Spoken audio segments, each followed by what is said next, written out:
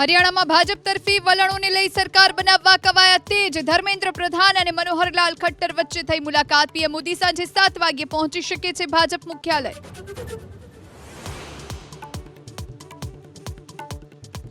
જમ્મુ કાશ્મીરમાં કોંગ્રેસ અને નેશનલ કોન્ફરન્સનું ગઠબંધન સરકાર રચવા તરફ. 90 માંથી 50 બેઠક પર કોંગ્રેસ અને એનસીનું ગઠબંધન તો 28 બેઠક પર ભાજપ આગળ.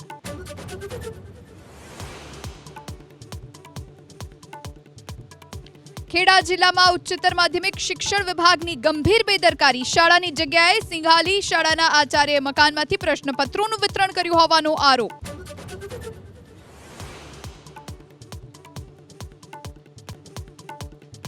વડોદરામાં સામૂહિક દુષ્કર્મ કાંડમાં એસઆઈટીની રચના. મેજિસ્ટ્રેટ સમક્ષ આરોપીની કરાઈ ઓળખ પરેડ, તો આરોપીને કોર્ટમાં રજૂ કરી પોલીસ રિમાન્ડની કરશે માંગ.